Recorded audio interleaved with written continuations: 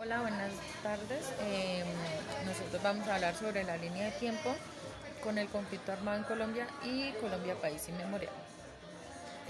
La guerra civil que ocurrió entre federalistas y centralistas, pues aparte de haber sido una masacre muy fuerte porque dejó muchos heridos, ambos bandos se armaron obviamente pues tanto de hombres como de armas como tal, y siempre ha habido como esa lucha de poder en, por esos dos bandos.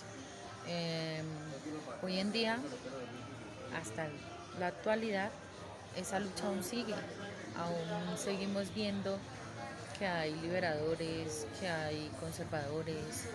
Entonces, el país aún se encuentra dividido desde el comienzo de la historia. Hasta el día de hoy hemos sido testigos de que Colombia lleva una lucha interna de años, ¿no? Y que es un país que su tierra está manchada justamente por sangre, sangre de inocentes, sangre de familias, sangre del pueblo colombiano. Y que aún así esas historias se siguen repitiendo, que el día de las elecciones se llegan y aún se ve el país dividido. Tenemos sabido también que el federalismo siempre ha tratado como de tener un estado en el que haya igualdad, en el que se distribuya el poder de manera igualitaria, y el centralismo pues siempre ha sido un estado que ha tratado como de mantener el poder en un solo centro, en un solo, en un solo estado. Nosotros los colombianos hoy en día, más que todos los jóvenes, deberíamos educarnos para no volver a cometer ese error que se ha venido cometiendo desde nuestros antepasados, de seguir votando por los mismos, de seguir atrás de los mismos, de seguir creyéndole a los mismos. No, ya es hora como de que Colombia despierte y los jóvenes empecemos a marcar una nueva historia en Colombia, una historia en la que haya un solo. La batalla de Boyacá, que se llevó a cabo el 7 de agosto de 1819 mediante un combate que duró 2 horas, donde terminan las batallas que iniciaron desde el grito de independencia el 20 de julio, luego de 78 días, por más de una veintena de poblaciones. Esto marcó no solo el final de las guerras por el poder del territorio colombiano, sino que fijó el triunfo independentista que había trazado Colombia el ya mencionado 20 de julio con el florero de Llorente. Es aquí donde inicia el reconocimiento militar para los criollos mediante el teniente Leonardo Cisneros, quien era el oficial de historia militar, que dice que la institucionalidad militar de la Nueva Granada iniciaba a finales del siglo XVIII, para lo cual los criollos no eran partícipes de ese conocimiento. Entonces es aquí donde se muestra esa. Es como Colombia, lleno de dificultades, de masacres, de desafíos y de sangre, sobre todo de sangre. Es importante hacer procesos de historización para que se incluyan todas esas pequeñas eventualidades que no hemos tenido en cuenta. Y la clave de eso es continuar con los procesos, no pararlos. Hay que continuar, tenemos que seguir continuando. Entonces, para el tema que nos ocupa el día de hoy, vamos a seguir con este proceso de historización de cuándo nos estamos matando en Colombia, con esa guerra civil que tuvo lugar entre 1884 y 1885, que dio pues obviamente lugar en nuestro país, en Colombia, pero que en ese entonces, escuchemos bien, era llamado los Estados Unidos de Colombia, porque aún estaba unido a lo que conocemos ahora como Panamá, el Panamá independiente. La batalla de Boyacá, que se llevó a cabo el 7 de agosto de 1819 mediante un combate que duró 2 horas, donde terminan las batallas que iniciaron desde el grito de independencia el 20 de julio, luego de 78 días, por más de una veintena de poblaciones. Esto marcó no solo el final de las guerras por el poder del territorio colombiano, sino que fijó el triunfo independentista que había trazado Colombia el ya mencionado 20 de julio con el florero de Llorente.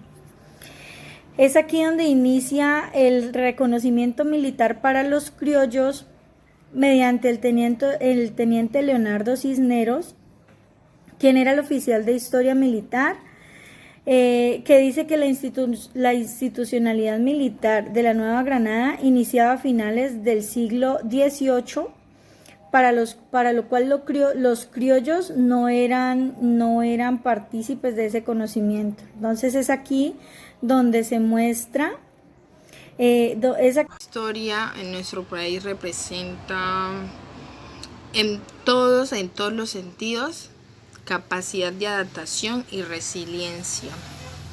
Miren, en esta guerra que hubo, en este periodo que mencioné anteriormente, ¿qué se logró?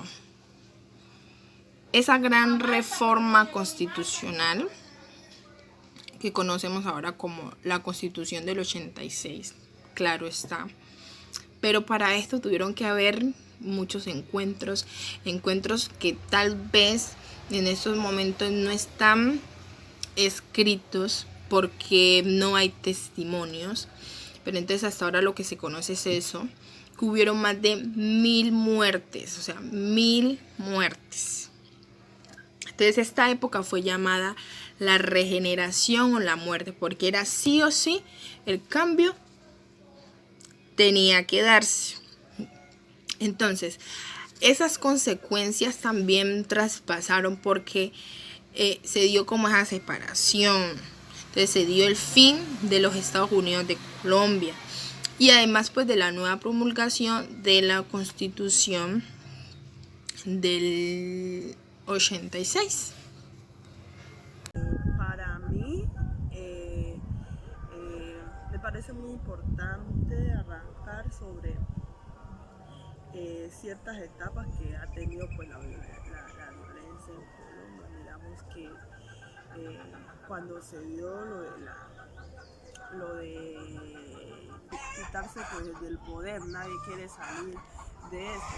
Entonces miramos que tanto los conservadores como liberales querían pues estar en el poder y habían otros grupos pues de que no conseguían la idea de que solo estuvieran estos dos grupos pues liderando y mandando solo a Colombia. Entonces surgieron nuevos grupos que se conocen pues ahorita como al margen de la ley porque no se tomaban opiniones pues los ideales de ellos, sino que solo se centraban en eso. 1948 en la capital de Colombia, en Bogotá. En este año sucedieron una serie de magnicidios y disturbios en los cuales se vio afectada la población de nuestro país, en especial la de Bogotá, en el cual se incendiaban personas en diferentes barrios y lugares, se explotaban bombas a raíz de la muerte del postulado a la presidencia Jorge Eliezer Gaitán. En ese año quería combatir el narcotráfico, la violencia, la corrupción desde diferentes aspectos. Entonces en este tiempo hay una frase muy reconocida de él, que él decía que las guerrillas no matan porque estas saben que si lo hacen las aguas se desbordan y pasarán 50 años para que estas vuelvan a su cauce. Cosa que pues a nivel personal creo y considero que es algo totalmente erróneo, porque no pasaron esos 50 años donde supuestamente ellos no iban a delinquir. Siguieron delinquiendo a pesar de que tristemente asesinaron a este personaje. Dijeron que a raíz de esto se dieron las alzas de la guerrilla, de la FARC, el ELN, el EPI, etc. Cosa que no se dio, por eso solamente quedó, por decirlo de cierto modo, hablado, porque se siguieron delinquiendo, siguieron matando, siguieron extorsionando, siguieron con el narcotráfico. Entonces, nosotros como sociedad siempre decimos, ay, es que la política, nuestro Estado está corrupto.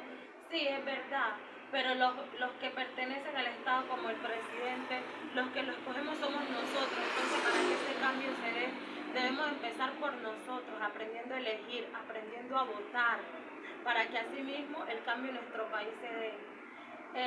Haciendo obras sociales, no prácticamente decir, ay, es que él como no tiene casa le voy a regalar una casa. No, necesitamos trabajo estable, necesitamos más comprensión entre nosotros, que nos entendamos. Entonces, ¿qué cosas también se vienen viendo ahora en la actualidad desde esos tiempos? Sí, se siguen incendiando personas, solo que ya no lo pasan en las noticias, descuartizan personas. Por ejemplo, algo relacionado pues a lo de la violencia, el proceso de paz que se ha venido